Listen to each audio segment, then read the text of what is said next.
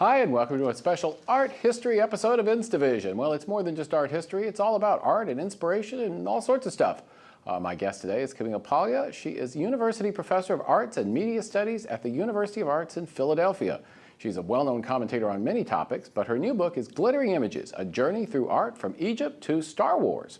Well, you know, artists actually, I think, used to be respected in America, and now not so much. Many Americans, in fact, as you know, regard contemporary art as something of a scam. Why is that? Well, the fine arts have always had trouble, Glenn, getting established here in the U.S. We're a practical nation, and often in the 19th century, art was associated with the women, and the men were men of action. So then it was really in the 20th century that art from America moved into the forefront with Jackson Pollock and et cetera. But in my analysis, as a career art teacher, mainstream Americans still have not accepted abstraction. They still kind of regard it as a fraud or a hoax. So the Hollywood movies and TV programs of the 1950s were full of these portraits of the abstract artist as a weirdo, a psychotic, who was the criminal discovered who had committed a murder by the end of the episode. I'm a great listener to talk radio. I felt that there was a need of outreach to the two mainstream conservatives who many of whom are Protestant. That's a religious tradition that doesn't have a heavy, doesn't have any kind of imagery that was part of the Protestant Reformation, to reject the pagan idolatry of these statues and stained glass windows of the medieval period. Iconography is not a big deal in Protestantism generally. But Catholicism, particularly from Southern Europe, and as was transported to Mexico and to South America, is image heavy. So my visual sensibility was honed by looking at the stained glass windows and statues of saints in my baptismal church in upstate New York. So I'm trying to reach, in particular, homeschooling moms, to give them a kind of handbook to introduce art to their children. Now, you know, one thing you hear a lot from conservatives on talk radio is that on the one hand, there's a lot of frustration. Well, we don't have any power in the culture. We don't control the culture. The culture is controlled by a bunch of liberals.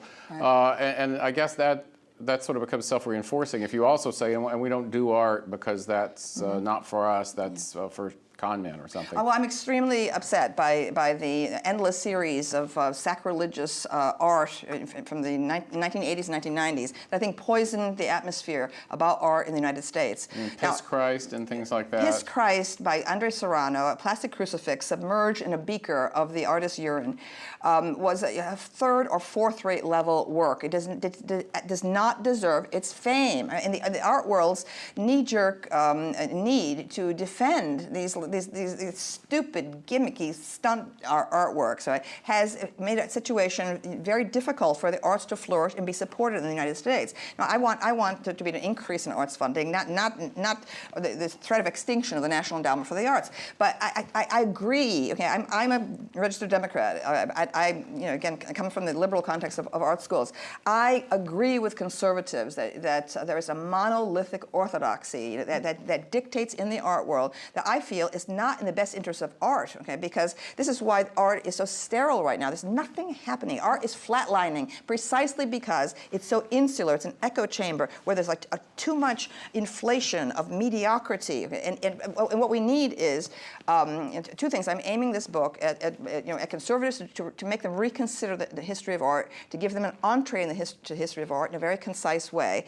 But I'm also aiming the book at liberals who are now trapped in their own form, okay, of cliched thinking, which is this secular humanism, this constant sneering at religion. I'm an atheist, all right, but I respect all world religions, and what I'm arguing in this book is that liberals have to wake up. Art is spiritual. Art it uses materials, physical materials, but it's a spiritual quest. And the artistic mission has a spiritual goal, but nothing in the ideology and the language of current academe, from Berkeley to Harvard, permits anyone to say that. It's regarded as reactionary, simplistic, naive, and instead we have these cynical forms, post-structuralism, postmodernism, sneer, sneer, sneer, sneer. Right? This is why students are emerging from our best schools mal-educated. Well, you know, it's interesting. There's a term that James Toronto has been trying to popularize over at the Wall Street Journal. It's oikophobia, which is sort of the fear and hatred of one's own kind, in essence. And I think a lot of the academic establishment in general, but perhaps particularly the arts establishment, has this, that the only way to be an authentic artist is, in fact, to produce things that the majority of Americans will hate. Yes. Okay. So what I'm saying in this book, and in the polemical introduction, for most of the book I'm invisible. It's only the artworks come forward. I'm saying that that era of shock, okay, of avant-garde art is over. It was killed by my hero, Andy Warhol, from the moment he absorbed the Campbell's soup cans, you know, from the world of capitalist commodification, as they would call it in academia. And probably the last avant-garde, truly avant-garde works that I can see would be the photographs of Robert Mapplethorpe from the late 1970s of the homosexual sadomasochistic underground in New York. That was it. Since then, it's just a bunch of mediocrities rehearsing these great gestures of rebellion that once cost you. Okay, right. that the nature of avant-garde art is to cost you personally. Okay, in the 19th century, you risked poverty and defamation and exclusion, ostracism. Today, okay, you do a work of shock art, and what happens? You're written up in the New York Times. You get a grant from the NEA. You get a job at Berkeley. Okay, it's an outrage. It's a fraud. It has to stop. Well, at a very different level of the art world, one of the first things that gets cut when you have budget cuts is art education. Yes. And is some of that actually blowback from the kind of things that's going on at the higher level of the art world? This is what I'm saying. Okay, I'm saying that in the introduction to this book, I'm saying American school children losing their art programs.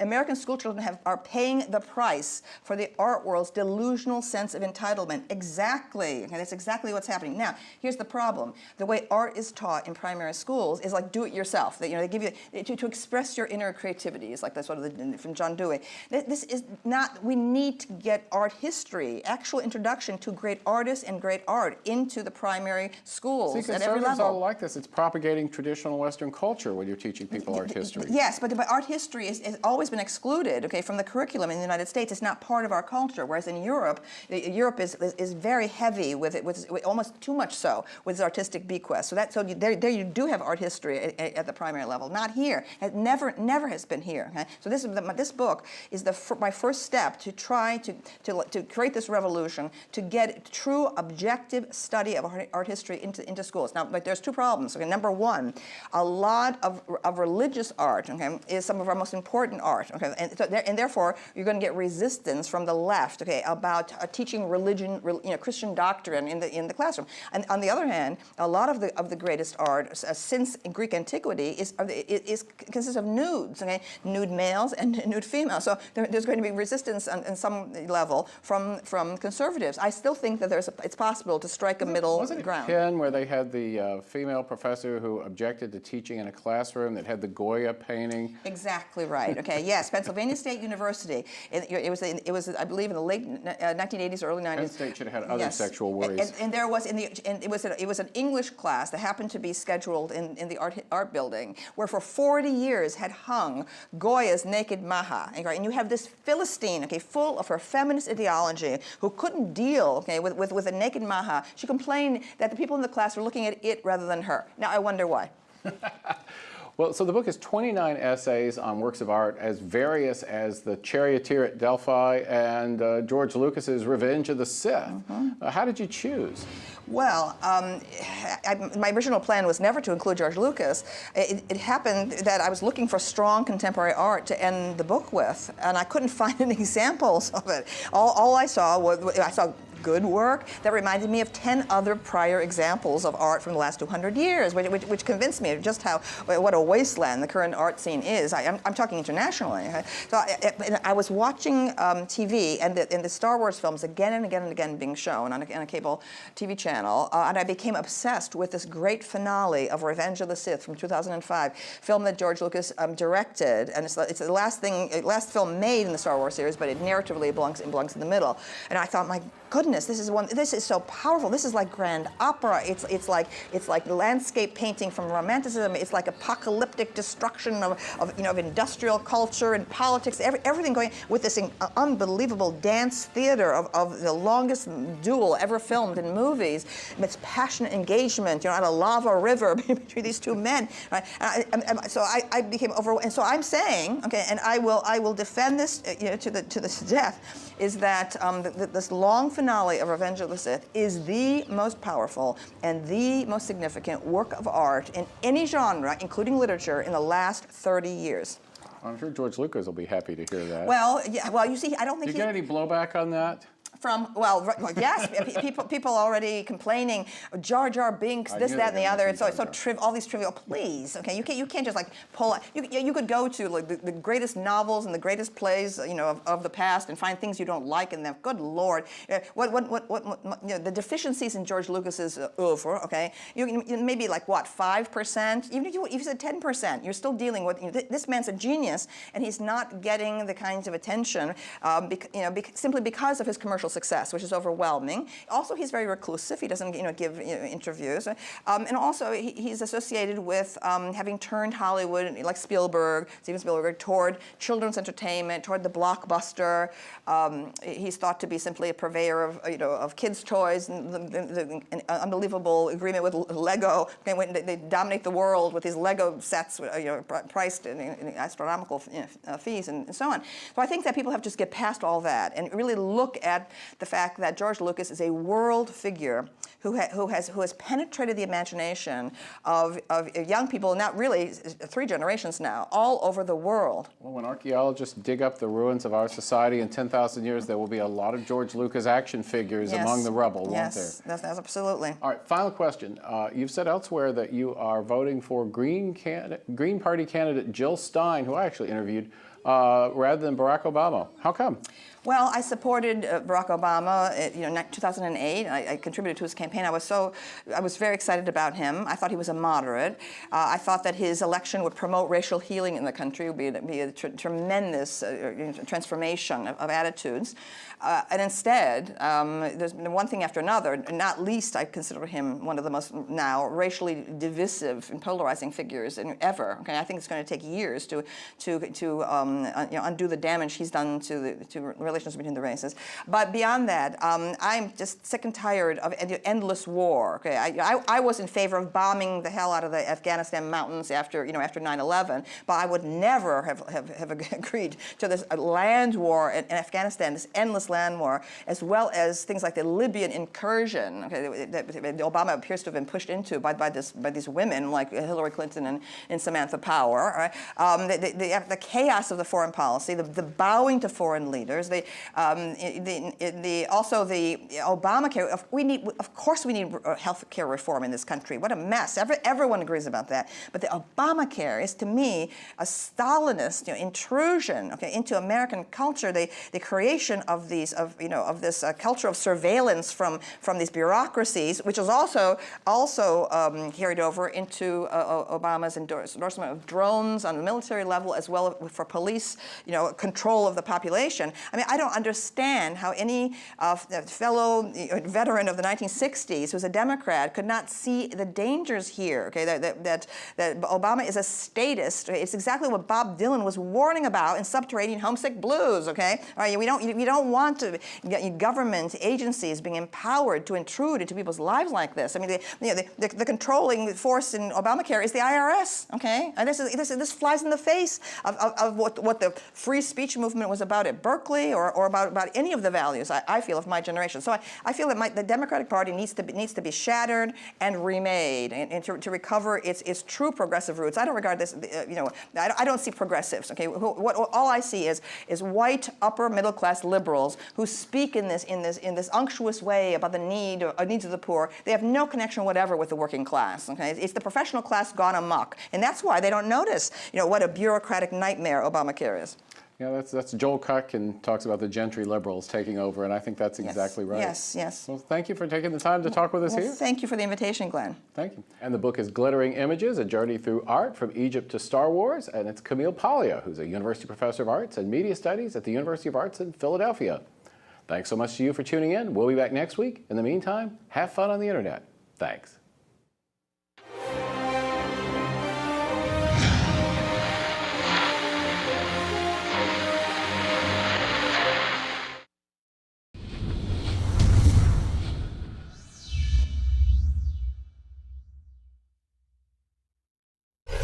It doesn't have any kind of imagery that was part of the Protestant Reformation to reject the pagan idolatry of these statues and stained glass windows of the medieval period. Iconography is not a big deal in Protestantism No, generally.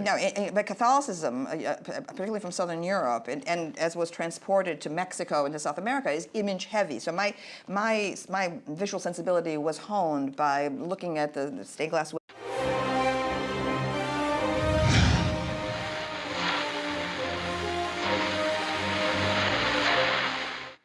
Hi, and welcome to a special art history episode of InstDivision. Well, it's more than just art history. It's all about art and inspiration and all sorts of stuff. My guest today is Camille Paglia. She is University Professor of Arts and Media Studies at the University of Arts in Philadelphia. She's a well-known commentator on many topics, but her new book is Glittering Images, A Journey Through Art from Egypt to Star Wars. Well, artists actually, I think, used to be respected in America, and now not so much. Many Americans, in fact, as you know, regard contemporary art as something of a scam. Why is that? Well, the fine arts have always had trouble, Glenn, getting established here in the U.S. We're a practical nation, and often in the 19th century, art was associated with the women, and the men were men of action. So then it was really in the 20th century that art from America moved into the forefront with Jackson Pollock and et cetera. But in my analysis, as a career art teacher, mainstream Americans still have not accepted abstraction. They still kind of regard it as a fraud or a hoax. So the Hollywood movies and TV programs of the 1950s were full of these portraits of the abstract artist as a weirdo, a psychotic who was the criminal discovered who had committed a murder by the end of the episode. I'm a great listener to talk radio. I felt that there was a need of outreach to the two mainstream conservatives who many of whom are Protestant. That's a religious tradition that doesn't have a heavy